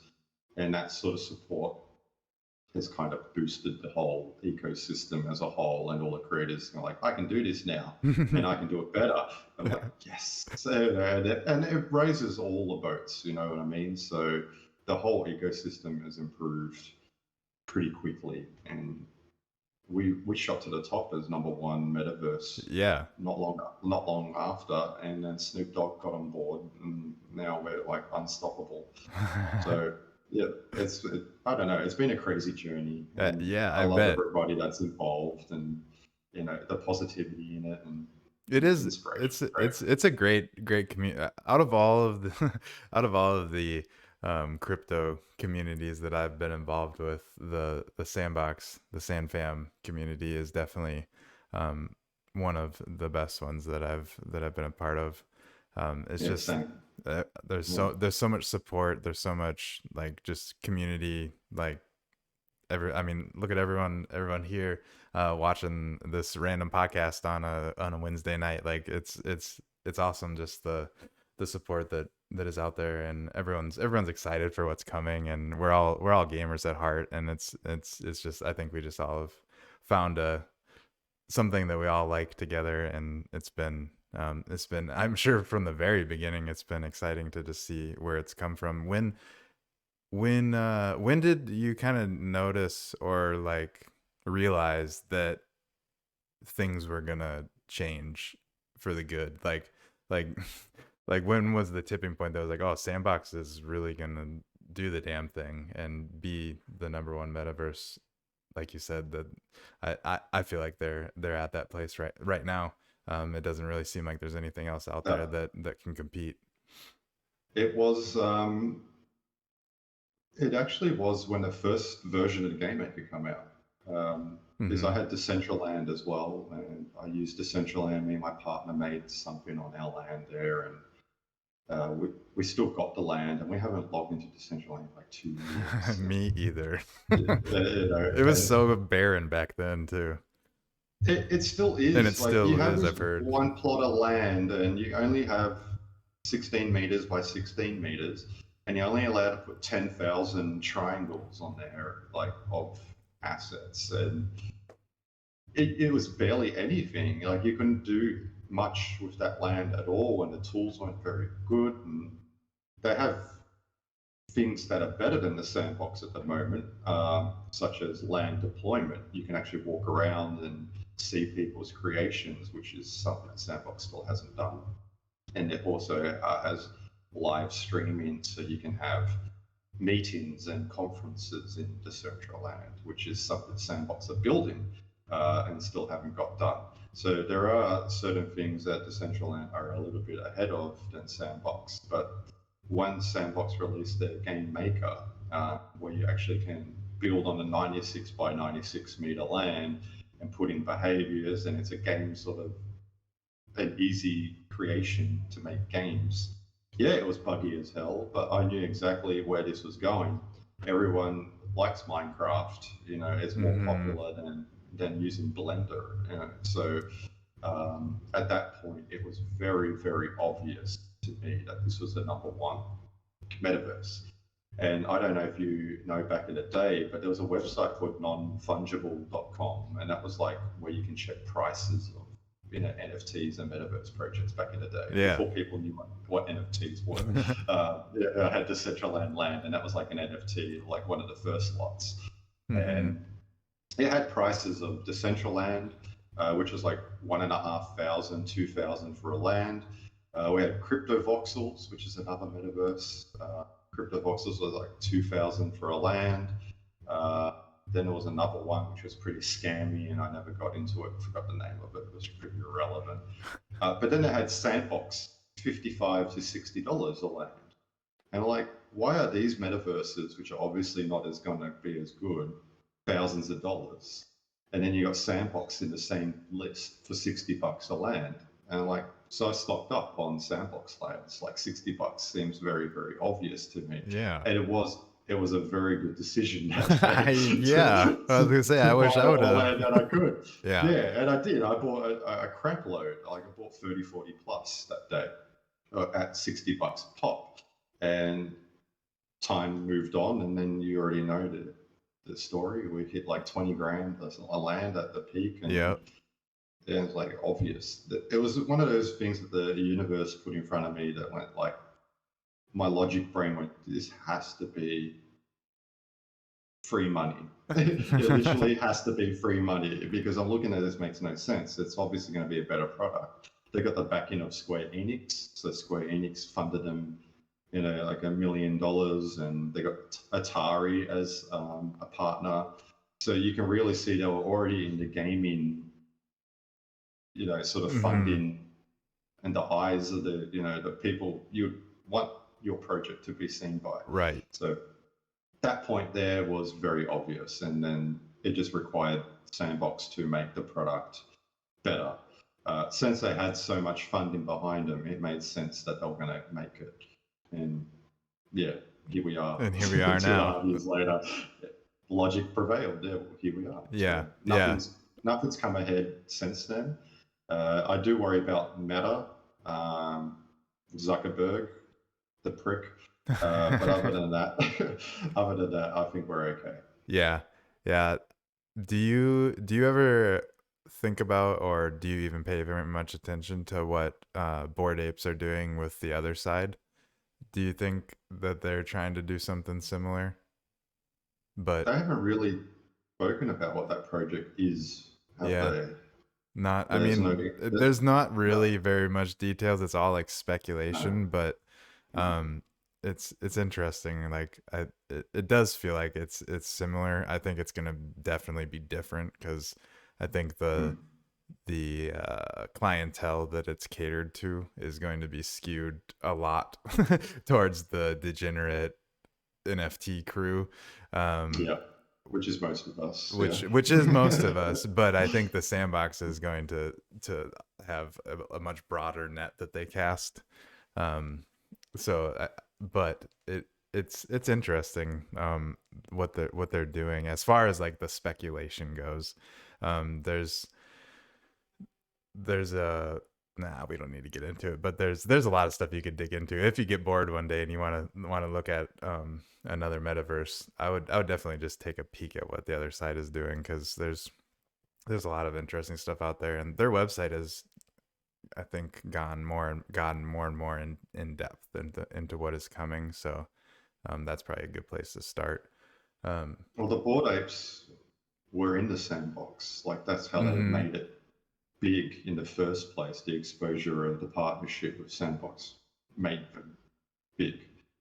Before that, they weren't anything, and I feel like Sandbox had a big influence on the success Yeah, at the beginning yeah. I of think Bored Apes. Mm. I think I would agree with that. That's definitely one of the things that kind of propelled them onto a lot more eyes, and maybe gave them a little bit of, um, I don't know. And I didn't buy one. What an idiot! I had I one know, ETH. I know. One ETH.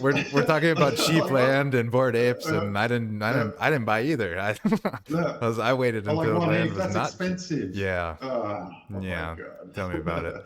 I Yeah. I mean, it's so I was so like new to everything whenever, like, I started getting into NFTs right before the Bored Apes minted, but like literally that was like maybe a couple weeks to a month before, and that was when I started to like really like deep dive in. Like I'd heard of Ethereum and I'd heard of Bitcoin, and I think I had bought in a little bit of Ethereum at one point, but nothing like too crazy.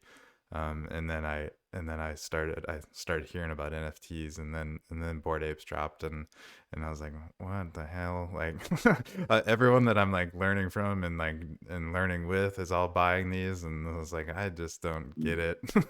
Yeah. And now I get it, but Now you get it's too late. it. Too late now. Yeah, Yeah. yeah, It's always the case, Mr. Lottery Ticket. yeah, Can't win them all. yeah. I did win with the sandbox land at the beginning, so I can't complain. But the Bored Ape was definitely a bigger ticket for sure. Yeah, I mean, it's one of those things that you really you can't like look back and like have regrets over any of those things, because it's just what you Hindsight. it's just what you Yeah. decided to do. And yeah, hindsight's definitely It's a 2020, bitch. because Yeah. it's way easier to look back and be like, oh yeah, I definitely should have bought that. And then, oh, but that's the thing that I always go to is like, even if I would have bought a couple apes, even if I would have minted a couple apes, like, there's no way in hell I would have held past a couple ETH, probably. Like, Maybe, maybe not. Never know. maybe that's the thing though. Like, maybe I would have got sucked in and indoctrinated in, because that's from an outsider that was around and paying attention and really and I have a lot of ape friends. Like, that is what happened, is that so many of their holders like got indoctrinated into the culture of Bored Apes, and I will never sell my ape, this is my ape for life kind of thing. And I mean, It that's, worked out for yeah, them. Yeah. it worked Yeah. out. Like, that conviction is great. I don't think that happens very often, where you're convicted on an NFT like that, and it plays out like that. Um, but yeah, But it's if a you hold forever, then it's not worth anything, right? It's only worth anything if you decide to sell it. Otherwise, it's just a picture. yeah, Like the cheapest ape now is 117,000 US dollars. That's the floor price. that's So yeah. even with the FUD about the neo Nazis and all the stuff that have come out about this project, it's still holding a massive floor. So Yeah, it's not going anywhere. it is insane what they've battled through, or not even really battled through, but just weathered, um, Hmm. and to That was still, an interesting story too. It was entertaining to yeah, say the least. yeah, Yeah. definitely. Mm. Um, how so now I'm curious about your backstory as far as like crypto goes. So when did you start paying attention and collecting, not collecting, accumulating um, crypto? Like, was it before Sandbox? It seems like it was. Yeah, Um, it was June of 2017 okay. before the big boom come in play. Believe it or not, my mum told me about it. Now, my mum knows nothing about computers. She is not tech savvy at all, but she loves the news and things like that. And she rang me one day. People have got rich from these Bitcoin things. I'm like, what's a Bitcoin thing? She goes, look into it. I'm like, all right, I'll look into it. And then basically got sucked into, crypto straight away. I bought Dogecoin, I bought Ethereum. I think Ethereum was dirt cheap. I was gonna say that was probably Yeah, real low at that time. yeah, it was. And Ant shares, I don't know if people know Ant shares. They turned into Neo, I think it was called Neo now. Yeah, so quite a few different. I had nearly a million Doge back in 2017. So if I held that, it would have been all right. But Yeah. but you sell, you trade, you learn, and Yeah. um, yeah, I basically sold the peak in January 2018. So I did get out of the crypto markets. So I put in a few $100s. I pulled out about 20 something grand, and it was a really big increase of money, um, more than I ever had in my 38 peasant jobs that I've had in my life, grinding paycheck to paycheck. I'm sure most of us do that. Yeah. So it was a little relief for me where I could take some time off and study crypto. I went to the library with my laptop each day instead of going to my work for a few weeks during the moon markets, and was in a lot of Facebook groups and groups that were like all coming together now talking about crypto. And there was a lot of smart people that said, "We've hit the top. It's going to bust. Get out." And Bitcoin hit like 20 grand and come back down to like 11, then bounce back up to like 14 and a half. And that's when I hopped out. And then it went all the way down to Mm-hmm. 3,300 bucks. And I got a job again, grinding a call center peasant job again, during a bear market between 18 and 19. That's Come where I'm at. 2020, yeah, come 2020, the pandemic hit, and the government here in Australia allowed us to tap into our like retirement fund to help relieve Mm. the the 20. I don't know why they did that. Yeah. I took money out. Yeah. People I are took doing, money out. I put governments are into doing all kinds of crypto. crazy things. So yeah. Yeah, yeah. So like, all right, you give me the ability to take out from my retirement now. I'm going to do it and put it in crypto. And I did. I bought a whole bunch of sandbox land. I bought other projects on Ethereum that no longer are around. But you can't be in crypto and not get rug pulled. Otherwise, Yeah. you're not really in the cult. That's true. uh, but yeah, so now I'm in crypto heavily. I have withdrawn profits again during the boom. So Sandbox hit 18 to 20,000 a land. I Mm-hmm. did sell a few at that point, which was a smart move again because it's back down to 1.5 grand. So I have a habit of actually cashing out near the top, and a lot of people don't have that mentality. They get huddle gamed into holding Uh-huh. forever and not taking out profits. And that's not how any of this works. Even my friend in real life, who's been in the same period of time, 2017, bought Dash and all sorts of different coins and has never sold anything. Massive losses. It's put in too much money, had massive profits, never took any of them out. So you got to learn to take out money, and you got to think, you got to take up percentages. It's not all or nothing. Yeah. If there's like massive booms happening, you got to think, my God, if I took out this much money and it's only half of my portfolio, would I be happy to see that money in my bank account? If the answer is yes, you should be taking some money out, because if it busts and you're like, oh crap, I could have had that much money and now I have nothing. But if you think about just hitting that retirement or nothing, then you're not thinking correctly. And Yeah. That that was you need uh to that was my early adjust. early early day mistakes was like Mm. oh this all these things are gonna go huge and explode. I'm just gonna hold on to it and wait for that to happen. Yeah. And it's like, no, play the. No, it If you're doesn't. gonna play the game, Yeah. you gotta play the game, and you gotta have Yeah. a strategy and stick to it, and definitely take profits along the way. Like I think that was good You advice. do. Like Absolutely. if you see a little, like a fraction of what you have, and you see that and you're like, that would be nice to have in my bank account, put that in your bank Yeah. account. Like Exactly, don't right? wait. You don't be greedy. Don't be Yeah, greedy because greed destroys all of it. And yeah, that's because something I did learn, yeah, along the yeah. way. I learned that the hard way. Now I have a in real life Yeah. job again. Yeah. Cuz I, I I was holding on a little too long there. before this cycle that just busted a year and a half ago, it's Mhm. already been 500 days since the last high. So you can, like, time's flown since then. Yeah, it Uh, has. uh, and they mentioned a super cycle happening. So they reckon this is going to be a really big cycle this time around. And I still think we're still in that super cycle. And what we're doing now is we're nowhere near as low as we were before the cycle began.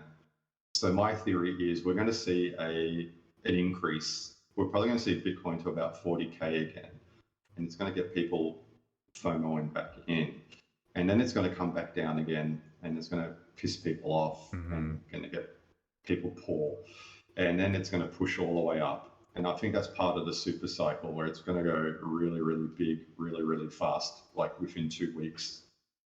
Because that's what happened last time, 14 days, and it Yeah, went from, it's you know, quick. really quick. If So you you got to look be back at the in. charts, like I've done that. I've gone back and it's like holy shit, like it happened. Like like you can't Mm, expect to be able to time it. Like no, like but I feel the elites want our money. They want our crypto. So they're taking all these trillions of dollars of debt, and that money's got to go somewhere. And if crypto is the future, they want the JP Morgans and all those bankers and governments, they want our crypto. So I feel like we're in that stage now where the programming of us peasants is like, damn, I wish we took profits, and I'm going to take profits next time. yeah. So they're going to push us a mini bull cycle where it's not going to be as high as last time, and then get us to sell before the massive push all the way up happens again. Uh-huh. So that's my theory of what the next cycle is going to be. So people are going to be taking profits just before the massive push happens because they're going to be scared that they're not going to be able to get their money back or secure something. So I think we're in a mind game now. It's all psychological warfare. Yeah. Yeah, I definitely can resonate with that. It's it definitely feels that way. And I mean, I guess at the end of the day, I'm okay with it because I feel like I'm on board with the direction that it's going, and Yeah, I feel like that's the thing. Like it's done if on you purpose. believe The order. if you believe in it, like yeah, like get on board and go with it, and ride the waves. Like definitely take profits whenever the wave's high, and when the wave Yes. crashes, once it crashes, get back in and be Yeah. ready to ride the next wave. Like that should be your strategy, and eventually it's going to do exactly what you're saying and just skyrocket, and then you'll be good. Then you'll be There are a lot of very coins happy. that don't skyrocket though, so you got to diversify in proper Yeah, projects. true. Like in the 2017 cycle, there is so many coins that did not reach anywhere near its all-time high in the latest bull cycle. So if you did held, it didn't guarantee you anything in the next bull cycle. For instance, XRP, like Mm, Ripple, mm-hmm. didn't even nowhere near hit its all-time high again, right? So hodling for even what you think is a good project because it's in the top 10 or 15 still isn't, sound. So you got to work out which coins are the long-term benefits, which ones are never going to be useful again. I did mention a few on my stream 6 months ago, like the rubbish ones, and I told people to stay away from Solana, and I think it's not a very good coin. And people are Yeah, like, no, Solana's good. And then look what happened to it. Shit the I bed. I Yeah, agree. I haven't touched yeah, Solana because yeah. it's And people like trying to sell me on Solana. They want to build on it. Like, why? Like, it's a single entity that owns it, Yeah, it's and all cat. yeah, Yeah, and it shuts off. Like crypto should not turn off and not be accessible. You know, if anything does that, that's a huge red flag. That's not what crypto is. That's a server. Yeah, yeah, you know, that's not right. So you got to look for, you got to be objective when you look at these projects. You can't have any emotional attachment. As soon as you have emotional attachment, you're stuck and you screw yourself over because you're not able to make sound decisions about that project anymore. hundred So percent. Which is you like, yeah, Ethereum was my first love. Like the logo looks like the Final Fantasy save points, and I really liked the NFTs and the way everything was so smooth and fast, and gas fees were 1, 1, and 1Y. You know, that was they, exactly they how were the so project should nice. have been. Exactly, right? And now I don't use Ethereum. I hate it. I refuse to transact on it, and I sold all my NFTs except Sandbox Lands on it because the GUI is not feasible. JP Morgan bought the infrastructure, so now it belongs to the banks and elites again. That's not what crypto is. It's meant to be decentralized, meant to be for the people. It's meant to say F you to the bankers, you know, and have our own sort of system separate from it. Hmm. So as soon as they put their foot in it and bought it, and GUI is not fixed, like when everything you want to transact during the peaks happen, it's like 150 GUI. It's going to cost you a shitload of money just to transact on it. That's broken. That's not an actual viable blockchain. And the reason most people are still in it is because of emotional attachment Because to it. they're in it. It's yeah, they're in it. It's not objective anymore. It's subjective. It's emotional torture, pretty much. So most people don't like that opinion or hear in it because they're in it. They're like, "Oh, Polygon will sales. That's pretty good." No, it's not. It's actually quite bad too if you dig into the whole thing. Meta own most of it now too. They're on the Polygon chain. I don't agree with the future of Ethereum. I don't think it's fixable. Vitalik and his longest dev have come on Twitter explaining how bad I was I was gonna say the chain it's is. interesting, yeah. Yeah, Whenever Vitalik yeah, speaks up about yeah. what he doesn't Yeah. like about it. The owner and the person that created it's telling us how bad it is. There's a red flag there. So Yeah, you need to get the fuck out, like, you know, until they fix it. You can get out and then come back in later. There's nothing right. wrong with that, you know. But when things are broken, it's broken. So the only two coins I'm in now is a Bitcoin because Bitcoin's being adopted, you I know, was gonna by say pretty. companies and countries, and you'll find that most people in our community don't own any Bitcoin. Actually, most people in crypto in general that are in NFTs don't own Bitcoin. That's That's it. interesting to think about. Do you have any Bitcoin? Yes, You do? All right, that's I good. would definitely believe in Bitcoin. I don't think that's Me going too. Me anywhere. too. I'm not a Bitcoin maxi because it does jack shit. It's a very slow and I do you also know, agree with that yeah, sentiment. Like yeah, I don't yeah. understand. Yeah, like it doesn't So do a whole lot, but objectively, I know it's not the best, but I know where companies and reserve currency and all that stuff is going to go, and the possibility of Bitcoin being a replacement, if it had to, is probably going to be more viable than any other crypto on the market at this stage. I'm a big Cardano maxi though, so Cardano is very decentralized. It has a lot of NFTs. It has a huge booming community. It wins every poll on Twitter. So it does have a very active community. I huge still man, haven't done huge. I to be honest, I still haven't done research enough research on Cardano, but I always hear about it and I'm like, I feel like I should look into that because It is big. It is it's big. been around Bigger than long enough that I probably yes. shouldn't keep ignoring it. Like early on, okay, whatever, there was too many things to focus on, but now it's like, okay, like it's still here and there's more and more stuff coming up. Yeah. Maybe Well, I watched Charles, the owner of Cardano, do a whiteboard video in 2018, and he explained what he wants to do and how it should work. And he used to work for Ethereum. He was one of the eight mm, founders, so he knew what he was talking about. And now, fast forward 5 years later, everything he was talking about on the whiteboard is now working and is in play, and he has scientists and people with massive degrees working on this for many years, and it just seems like it's well thought out. The fees are always the same. There is no loss of fees. Mm. The money that you hold in your wallet gains interest every 5 days. You get 4% a year on just holding your ADA in the wallet. If Ethereum did that, how amazing would that be? I was Just just, having your, I just thought you that. I know was what like, I why the mean? fuck doesn't Yeah, Ethereum do that? Why do I have to yeah. stake So it? yeah, and staking in Ethereum means you lose custody of your Right. coins. Where And on then you can Cardano, lose it it sits in your completely. wallet.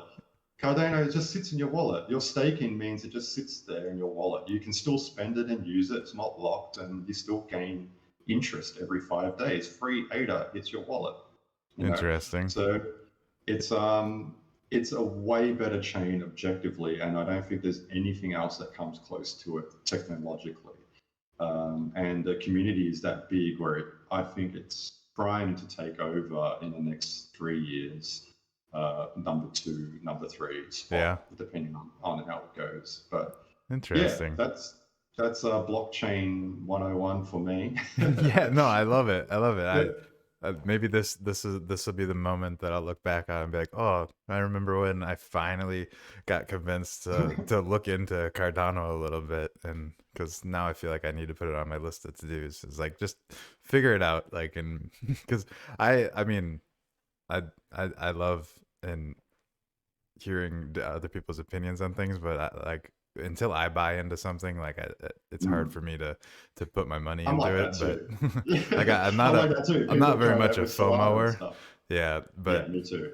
but Yeah. whenever I do look into it, something, and I'm like, oh, that does make sense, and it like all adds up with what he was saying. It's like, okay, maybe there's something Mm. to it. So I'll be doing my research. I think everyone in the chat should do the same, because it sounds like it's pretty good, and people are definitely chiming in saying that you're starting to convert them.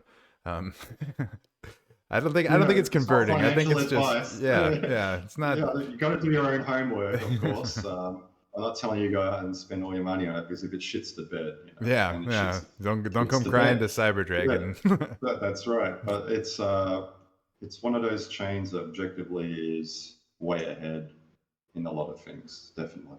They have I know you said they have NFTs on it. Do you think that they have what it would take to be a chain that like the gaming world would use?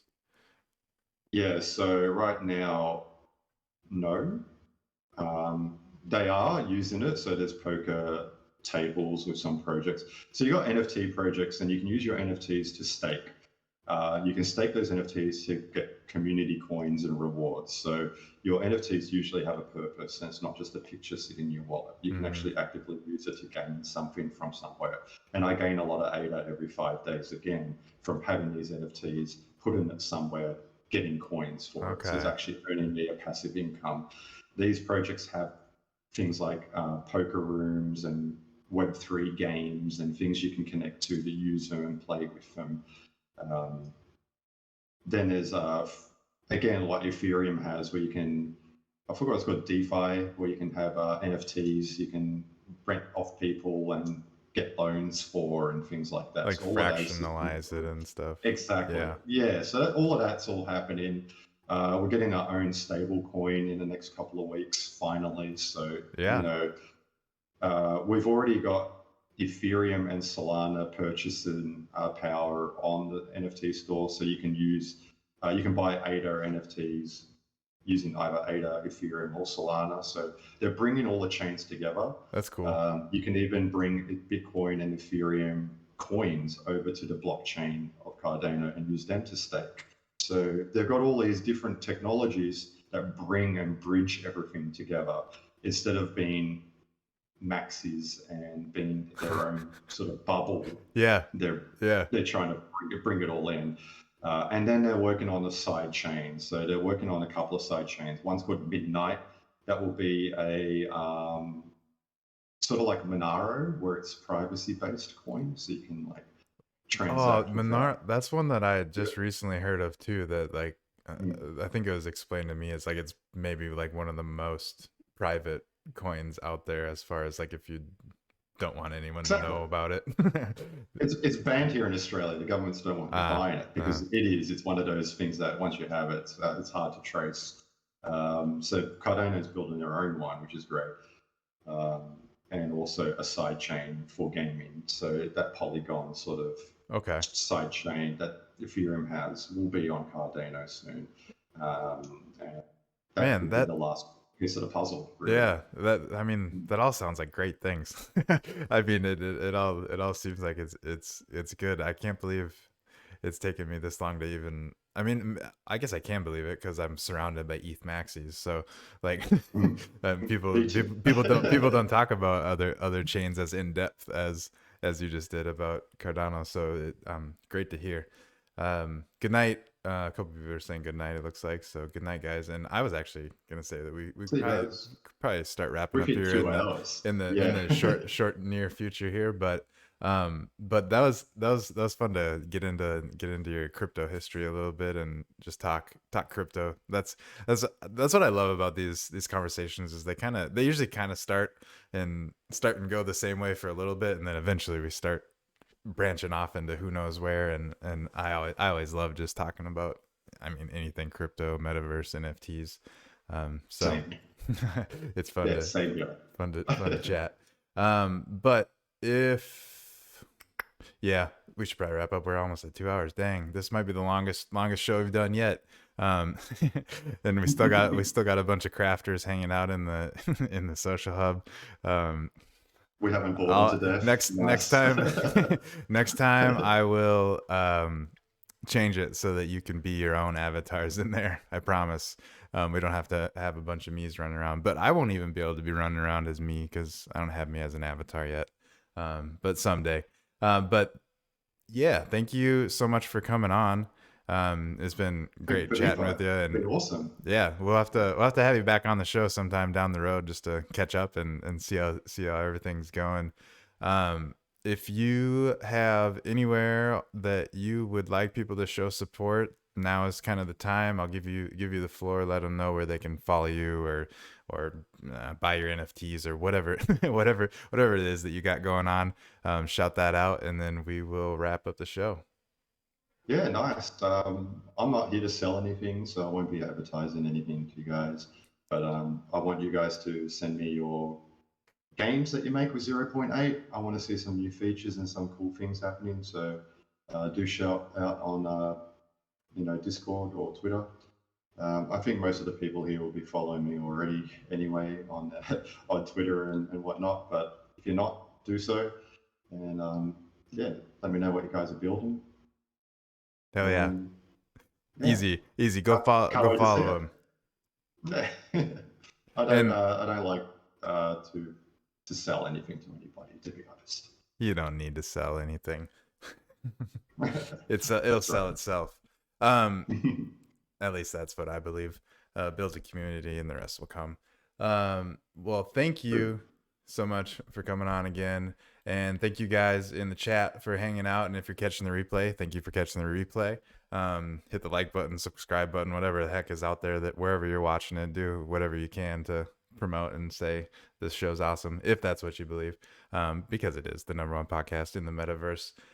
Thank you guys for being here. It's always nice to have you guys in the chat. And thanks again, Cyber Dragon, for joining me this evening. I will be back on recording next Wednesday live with, I can't remember. I think it's 500 ETH, which he is a artist in the crypto NFT space, and also one of my good friends that I met early on in the space. So we're gonna have him on and chat. So make sure you tune in for that one. But again, thank you for being here, everyone, including you, Cyber Dragon, and we will catch you guys on the next one. See you guys. Thank you. Peace.